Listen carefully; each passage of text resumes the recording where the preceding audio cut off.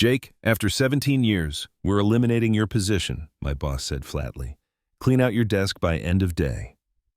My name's Jake Wilson, 54 years old, and until that Monday morning, I was senior systems analyst at Meridian Technologies in Columbus, Ohio. For almost 2 decades, I'd been the backbone of the IT department.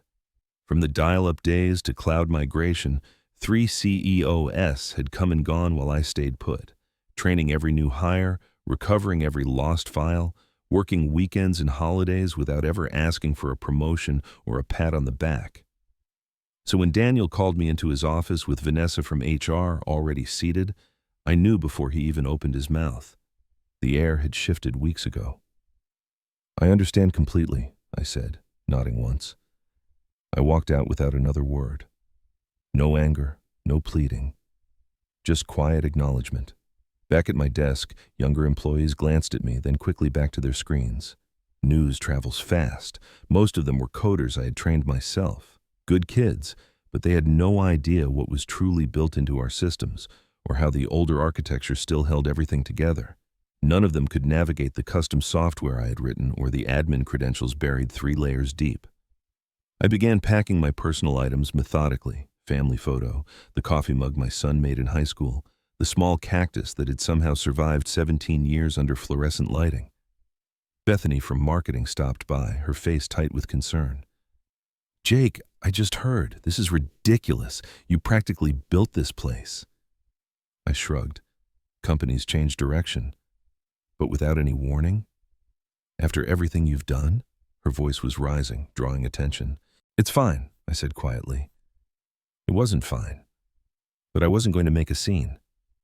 As I was leaving, Daniel stepped out of his office to watch me go. No goodbye, no handshake, just surveillance to make sure I actually left. What none of them had realized over the years was that I had become the most critical person in the entire building. Not because I was extraordinary, but because I was thorough. I documented everything. I had set up secure audit protocols years ago at the request of the legal team during a past scandal, and I kept copies. In my car, I sat for a moment, looking back at the 12-story building where I'd spent most of my adult life. The security badge I had just surrendered had been renewed 16 times. I started the engine and drove home. They had no idea Wednesday would be interesting. I had been with Meridian since it was just 2 floors in a business park. I started when my daughter Olivia was in kindergarten. Now, she was finishing grad school. The company grew, and I grew with it. I had turned down offers from competitors because loyalty mattered. My wife Andrea used to joke that the servers were my second family. She wasn't entirely wrong. I knew every system, every workaround, every backdoor solution to problems the executives didn't even know existed.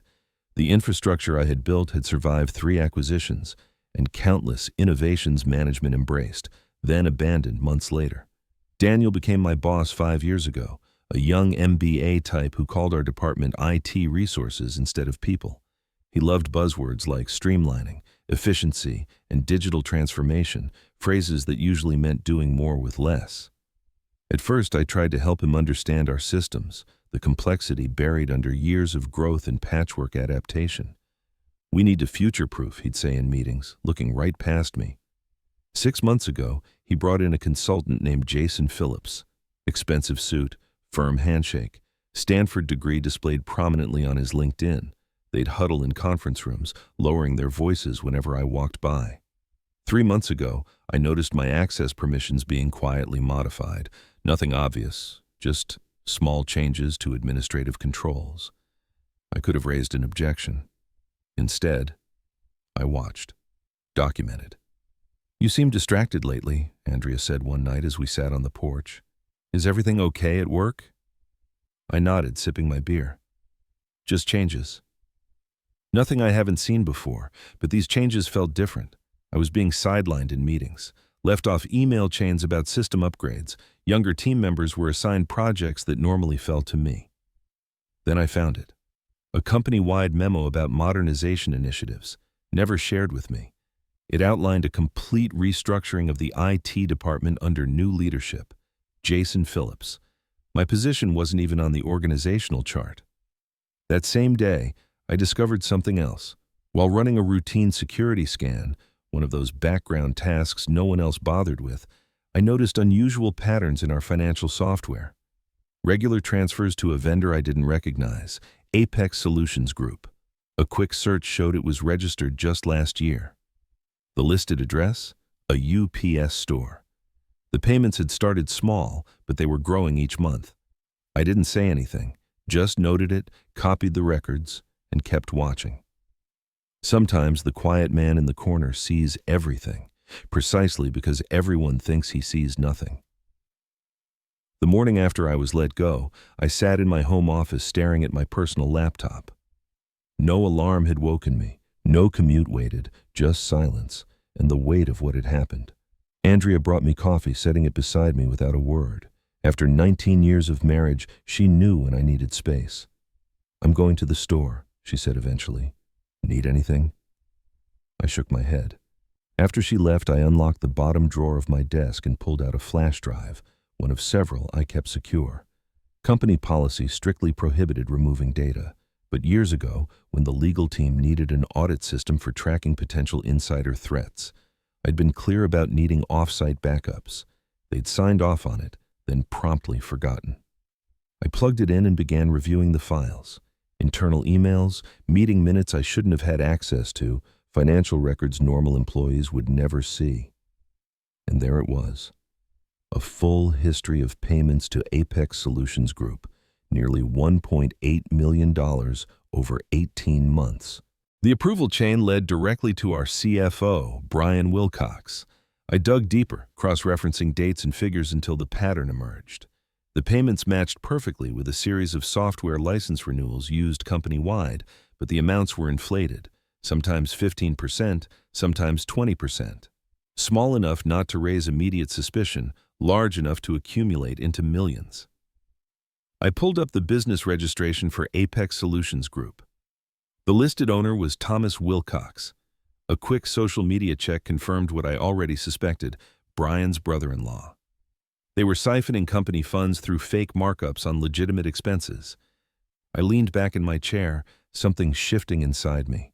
Not anger exactly, something colder, sharper. For 17 years, I had solved problems, fixed systems, protected data. I had been the reliable one, the steady presence who never caused waves, and they had tossed me aside like outdated hardware. My phone buzzed, a text from Steven, a junior analyst I'd mentored for the past 2 years. "Sorry about yesterday. Total BS." What they did: "Phillips is already moving into your old office." I set the phone down without replying. The pieces were clear now. Daniel and Brian needed me gone before anyone connected the dots on their scheme. They probably thought the evidence would vanish with me, assuming I was just another aging tech guy who didn't understand modern finance. I opened my email and began drafting a message to the board of directors, then stopped, finger hovering over the send button. Too direct, too easy to dismiss as the bitter accusations of a fired employee. I needed leverage, proof so strong it couldn't be ignored or buried. I deleted the draft and began planning. Tomorrow was Wednesday, board meeting day. Quarterly financials would be presented, bonuses approved, perfect timing. I closed the laptop and walked to the window, looking out at the neighborhood where we'd raised our kids. For the first time since my firing, I smiled. Wednesday morning, I sat in my car across from Meridian's headquarters, watching employees stream through the revolving doors. In the passenger seat was my laptop, logged into an email account I'd created years ago for security testing, one designed to appear internal but untraceable in the directory. At 9:15 a.m. sharp, I made my first move, an email to Daniel with the subject line, "Financial Irregularities." Urgent review needed. Inside was a concise summary of the Apex payments. Enough detail to be credible, but I left out the family connection. If Daniel was involved, he'd panic. If not, he'd investigate. Either way, I would learn something. By 9:45, my phone rang. Daniel's number. I let it go to voicemail. His message was tense. "Jake, we need to discuss your email immediately. Call me back." I didn't. At 10:30, another email came, this one from Vanessa in HR. "Mr. Wilson, we've received concerning communication from you that may violate your separation agreement. Please cease all contact with Meridian employees and remember your confidentiality obligations. Further communication may result in legal action. So that was the play. Threaten, dismiss, isolate. Problem was, I hadn't signed any separation agreement. At noon, I drove to my bank and accessed my safe deposit box.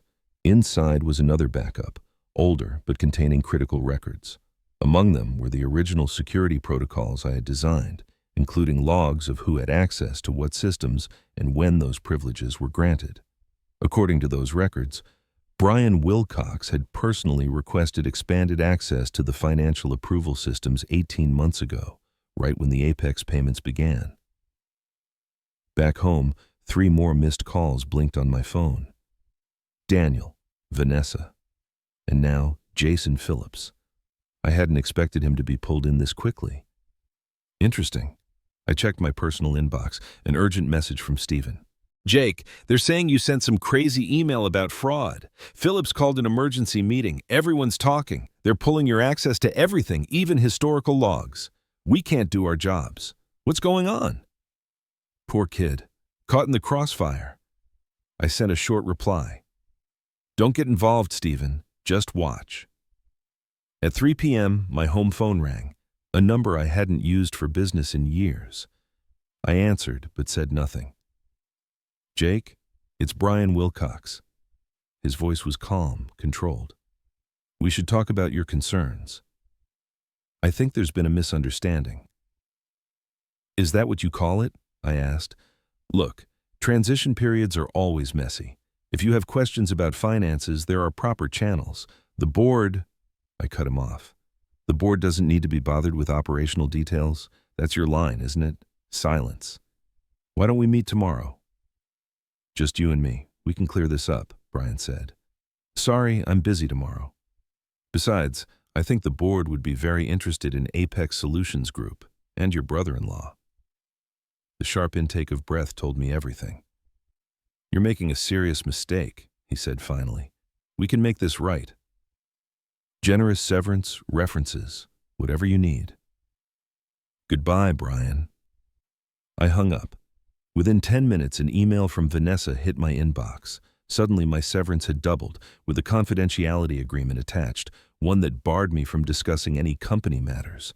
They were scrambling now, but they still thought this was about money. They had no idea what was coming. Thursday morning, I had clarity. I spent the night combing through years of data, connecting dots I'd once overlooked. The Apex scheme wasn't Brian's first.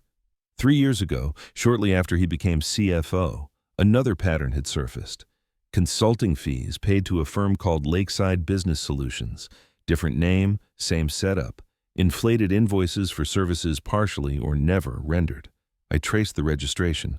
This one led straight to Patricia Wilcox, Brian's wife. She was listed as CEO of a company with no website, no employees, and nothing more than a virtual office address.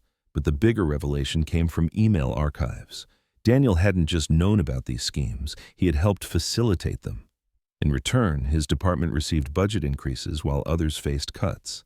And Jason Phillips? His consulting firm had been brought in through a backdoor process that bypassed procurement entirely. His real role wasn't modernizing IT, it was eliminating the one person who could recognize the financial pattern, me. The scheme was elegant in its simplicity. Create legitimate-looking vendors, approve inflated payments, and split the difference. Since some services were real, just overpriced, auditors scanning for outright fraud would miss it.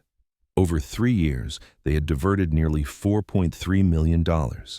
I compiled everything into a comprehensive report, spreadsheets mapping the payment increases, business registrations tying the companies to Brian's family, emails showing Daniel's awareness and involvement. Then I made a move they wouldn't expect. I contacted Robert Chen, a board member I had worked with years earlier on a security project, semi-retired now, but still attending quarterly meetings. Jake Wilson, he said when he answered on the second ring. Long time.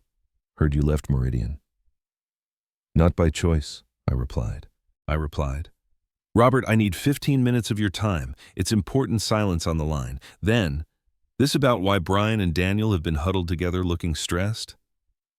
Board meeting was tense yesterday. Probably. He chuckled. Always figured you knew where the bodies were buried. Where can we meet?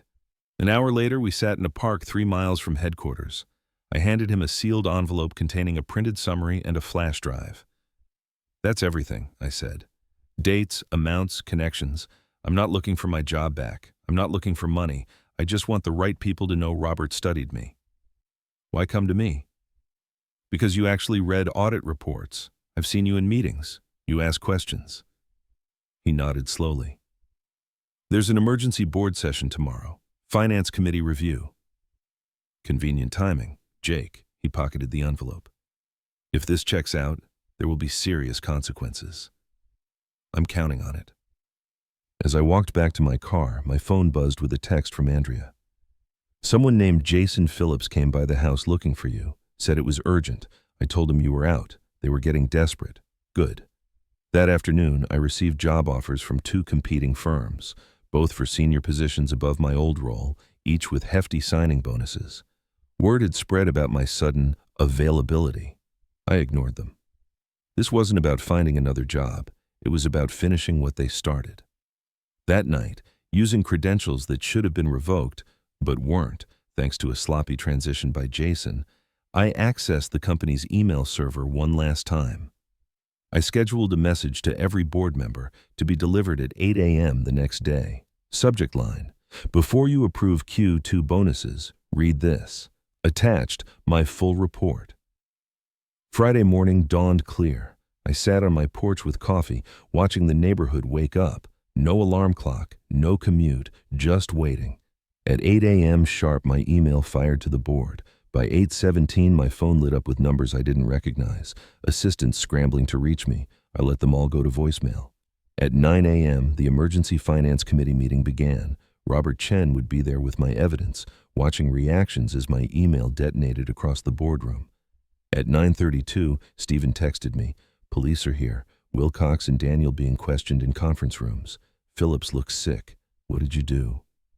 I didn't respond. The wheels were turning exactly as I'd planned. By 10 a.m., Meridian's general counsel called. Unlike the others, I answered this one. "Mr. Wilson, this is Patricia Graves from Legal. We need you to come in immediately to discuss the information you've provided." "I'm available by phone," I said. "This really requires an in-person discussion." "No, it doesn't," I cut her off calmly. "Everything I know is in that report, and everything I have is already backed up in multiple secure locations. If anything happens to me or my family, additional copies go to the SEC, IRS, and 3 news outlets." Silence. Then, "Mr. Wilson," she said carefully, "the board is taking this extremely seriously. Several executives are already on leave pending investigation. They would appreciate your cooperation." I've cooperated fully. My part is done. After she hung up, I drove to a diner 20 miles outside Columbus. No reason to be easily found today. Over lunch, headlines began popping up on local business sites. Meridian Technologies, executives under investigation for financial irregularities. No names yet, but those would follow. At 2 p.m., Robert Chen called. "It's a bloodbath," he said without preamble. "Brian confessed once confronted with your evidence, trying to cut a deal, blaming Daniel for pressuring him. Daniel's denying everything. Phillips claims he was just a consultant with no knowledge of financials. Board isn't buying it. We've suspended all 3, he continued. Forensic accountants are coming Monday. Early estimates, at least $4.5 million diverted over 3 years. Maybe more." I nodded silently. I'd been close. "The board wants to talk to you," Robert added. "Not about your old position. They're creating a chief security officer role, reporting directly to us." I had anticipated this possibility, but still, hearing it surprised me. "I'll think about it," I said. That evening, I told Andrea everything. She listened without interrupting. Then she asked, "What do you want to do?" Good question. The revenge part was finished. The people who had pushed me out were themselves pushed out, facing charges. Justice had been served, cold and exact. But returning to Meridian meant walking back into the very place that had discarded me after 17 years. Could I? Did I even want to? "I need time to decide," I said finally. Later that night, I opened my laptop and posted a single line on my dormant LinkedIn profile. "Never burn bridges." Just let them collapse under the weight of their own greed. Within minutes, former colleagues began reaching out. Word was spreading fast. The quiet systems guy had brought down 3 executives without raising his voice. By Monday, everyone would know exactly who they had underestimated. Monday morning, I walked into Meridian's headquarters, wearing a suit I hadn't needed in years. The security guard did a double take before printing me a visitor badge. "Welcome back, Mr. Wilson," he said with unexpected respect. The elevator ride to the executive floor was quiet. I had never been summoned there before. Now I was expected in the boardroom. 10 board members sat around a polished table. Robert Chen nodded slightly as I entered. The interim CEO, formerly COO, looked uneasy. "Mr. Wilson, thank you for coming. The situation you've exposed is unprecedented." I remained silent. "The fraud appears worse than we first believed," she continued. "Forensic review now puts diverted funds at $5.2 million. Criminal charges are already being prepared." Still, I waited. Robert cleared his throat.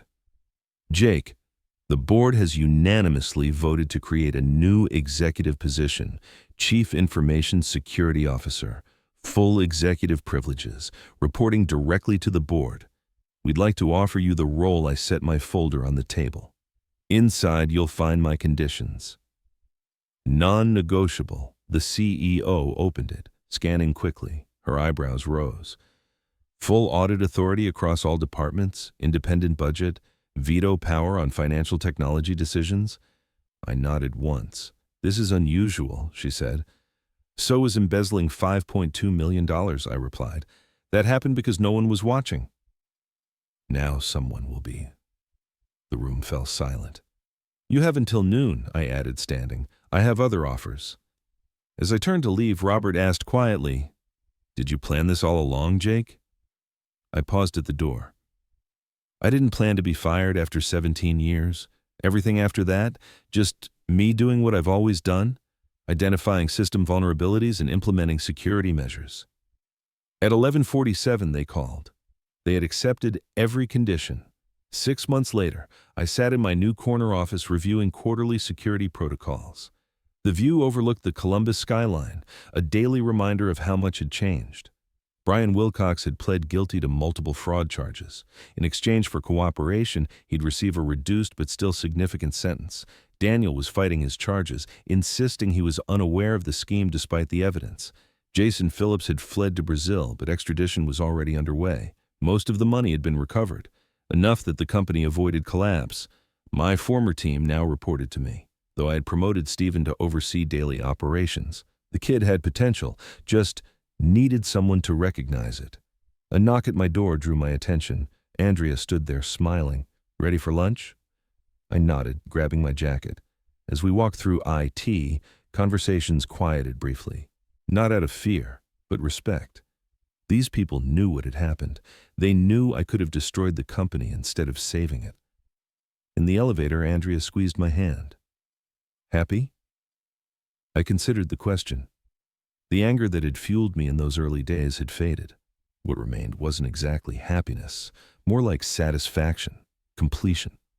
"I'm good," I said. Outside, the October sun warmed our faces as we walked toward a nearby restaurant. My phone buzzed with a message from Robert Chen. "Board approved your security budget increase. Unanimous vote." I smiled faintly. No arguments, no questions, just trust. Andrea noticed my expression. "What is it?" "Nothing," I said, sliding my phone back into my pocket. "Just thinking about bridges. Some collapse under their own weight. Others, once repaired, become stronger than they ever were. This time, I had built one that would hold."